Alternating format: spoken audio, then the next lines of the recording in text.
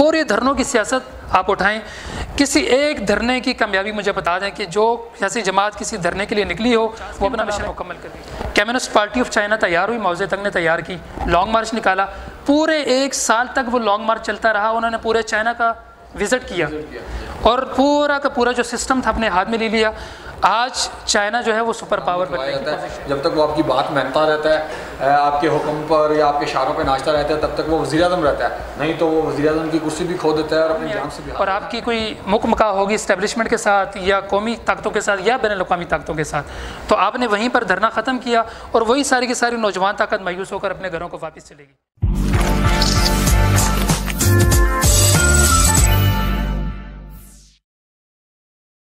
جنید شاہ صاحب، مجھے یہ بتائیے گا کہ ابھی جو خان صاحب نے صبح فیصلہ کیا، آج صبح ایک دم سے انہوں نے فیصلہ کیا کہ ہم جو ہے 6 دن کے لیے اپنا دھرنا منسوخ کرتے ہیں یا حکومت کو الٹیمیٹم دیتے ہیں۔ اب انہوں نے یہ جس پریشر میں کیا، پارٹی سے ڈسکشن کی یا نہیں کی سینئر رہنماؤں سے، مجھے نہیں لگتا، کیونکہ جو سچویشن تھی وہ صبح 4 بجے کے قریب جو ہے وہ دھرنے سے باہر گئے ہیں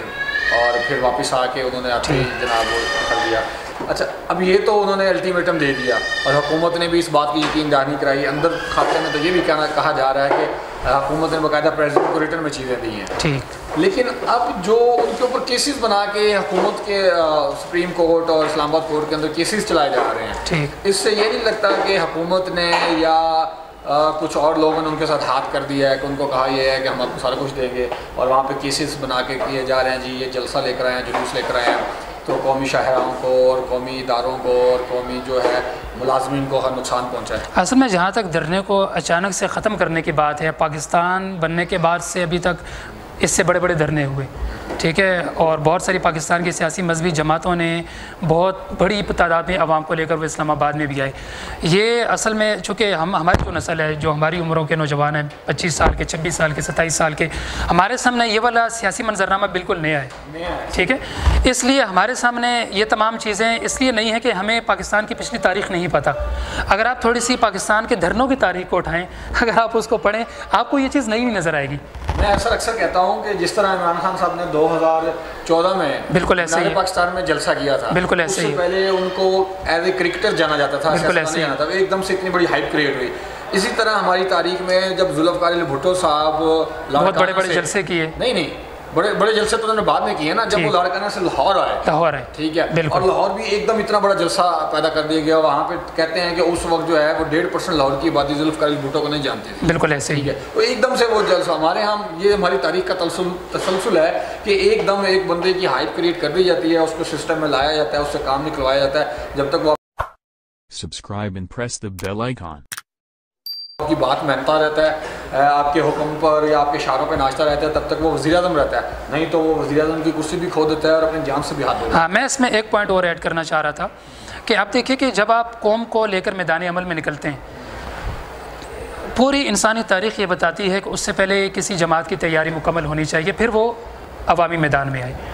اچھا، عوام کو نکالنے کی 2 طریقہ کار ہے۔ ایک تو یہ ہے کہ اگر آپ عوام کو نکال رہے ہیں اقتدار حاصل کرنے کے لیے، اس کا نتیجہ یہی نکلے گا جو آپ نے کل دیکھا، اور پوری پاکستان کی تاریخ میں جب بھی اس طرح کے دھرنے نکلے، آپ نے پوری عوام کو ایک ایگریسو کیا، ایک نیریٹو آپ نے بلڈ اپ کیا، اور جب آپ اس کو لے کر گراؤنڈ میں آئے اور آپ کی کوئی مکمکا ہوگی اسٹیبلشمنٹ کے ساتھ یا قومی طاقتوں کے ساتھ یا بین الاقوامی طاقتوں کے ساتھ، تو آپ نے وہیں پر دھرنا ختم کیا اور وہی ساری کی ساری نوجوان طاقت مایوس ہو کر اپنے گھروں کو واپس چلے گی۔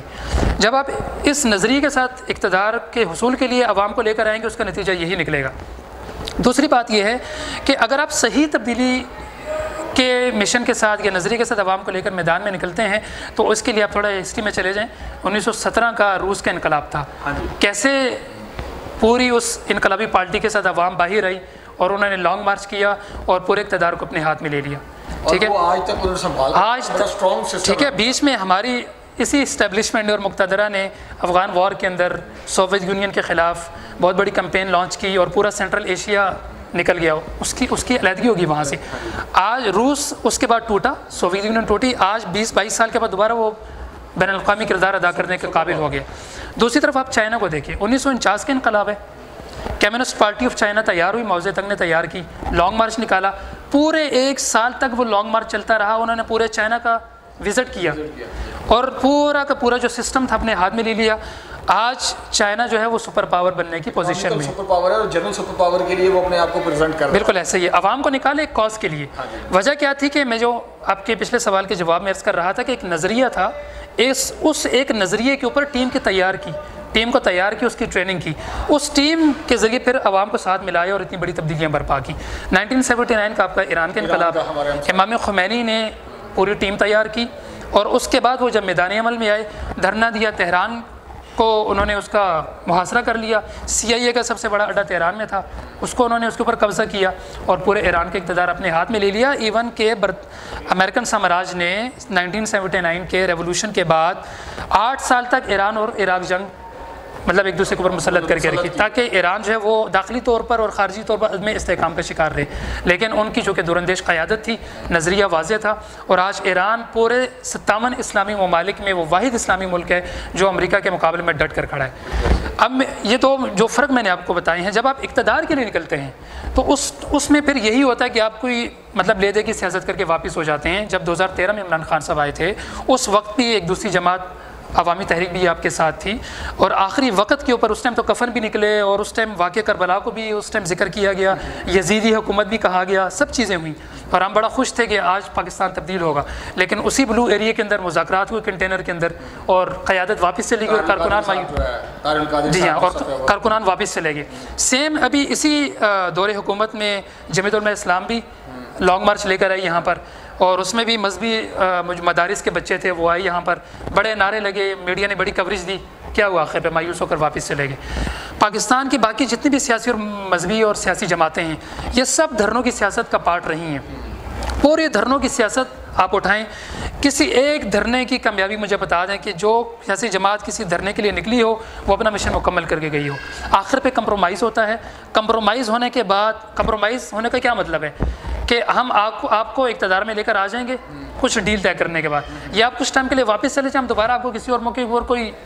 وزارتیں آپ کو دے دیں گے. سوال یہ کہ اس پورے منظرنامے میں ٹریننگ کہاں پر ہے, تربیت کہاں پر ہے, آپ کے جو کارکنان ہیں ان کی پولیٹیکل اویئرنیس کہاں پر ہے, ٹھیک ہے, ان کے شعور میں کتنا اضافہ ہوا ہے. اور پھر سب سے زیادہ خطرناک بات یہ ہے کہ اس پورے منظرنامے میں جو شرپسند عناصر ہے ان کی وجہ سے جو ہماری قومی املاک کا نقصان ہوتا ہے, پیٹرول پمپ نظریاتیش ہو جاتے ہیں. میں راولپنڈی اسلام آباد میں رہتا ہوں, ہماری میٹرو سروس جب بند ہوتی ہے تو اس میٹرو سروس کے اوپر جتنے سفر کرنے والے افراد ہیں بیچارے تنگی کا شکار ہو جاتے ہیں. یونیورسٹیز بند ہو جاتی ہیں, پیپرز ڈیلے کر دیے جاتے ہیں, راستے بند ہو جاتے ہیں, میٹرک کا آخری پیپر جو ہے اس کو ڈیلے کر دیے, راستے بند ہو جاتے ہیں. بڑے ہاسپٹلز ہمارے راولپنڈی اسلام آباد میں ہیں, بینظیر بھٹو ہاسپٹل ہے, سینٹر ہاسپٹل ہے, ہولی فیملی ہاسپٹل ہے, ہاسپٹلس کے راستے بند ہو جاتے ہیں. عوام بیچاری پریشان ہو جاتی ہے, ٹھیک ہے, مریضوں کو گاڑیاں نہیں ملتی ہیں, ان کو ٹائملی ہاسپٹل میں نہیں پہنچایا جا سکتا. سوال یہ ہے کہ اس پورے منظرنامے میں ایک طرف تو قومی املاک کا نقصان ہوتا ہے, عوام پریشان ہوتی ہے, دوسری طرف اس لیڈرشپ کے ساتھ جو کارکنان ہوتے ہیں وہ بھی مایوس ہو کر واپس جاتے ہیں. خلاصتاً اس پوری کمپین کا نتیجہ جو ہے وہ پاکستان کے حق میں کسی صورت نہیں نکلتا. کسی دھرنے کا رزلٹ جو ہے وہ ہمیں یہ بتا دیا جائے کہ اس کے نتیجے میں ہمارے ملک کا کوئی فائدہ ہوا ہے, بلکہ ہر دھرنے کا نتیجہ جو ہے نا وہ عدم استحکام, معاشی ناہمواری, ٹھیک ہے, اور اس کے علاوہ جتنے بھی آپ کے قومی درجے کے مسائل ہیں اس کا تعلق تعلیم کے ساتھ ہو, عدالتوں کے ساتھ ہو, سیاست کے ساتھ ہو, معیشت کے ساتھ ہو, تعلیم کے ساتھ ہو, ہر شعبے کے اندر جو ہے نا ہم پھر زوال میں چلے جاتے ہیں. تو یہ وہ ایسی چیز ہے جس کو ہمیں آج کے دور میں سمجھنے کی ضرورت ہے. شاہ صاحب آپ کا بہت شکریہ. اسی بات کے ساتھ احترام کرتے ہیں کہ آج کی جو گفتگو شیرین رہی اس سے سیکھنے کو یہ ملتا ہے کہ ہمارے جتنے بھی نوجوان ہیں, چاہے وہ سیاسی کارکن ہیں یا مذہبی کارکن ہیں, ایک تو انہیں پاکستان کی تاریخ کے ساتھ ساتھ دنیا کی تاریخ, انقلابات اور سیاسی جو تحریکات ہیں ان کو پڑھنا چاہیے, تاکہ آپ کو اس سے معلوم ہو سکے کہ سیاسی جماعت کن خط استوار پر بنائی جاتی ہے, کارکنان کی تربیت کن بنیادوں پر کی جاتی ہے, اور پھر اس کے بعد آپ کا کیا نتیجہ نکلتا ہے. اسی کے ساتھ مجھے اجازت دیجیے. بہت شکریہ. اللہ حافظ.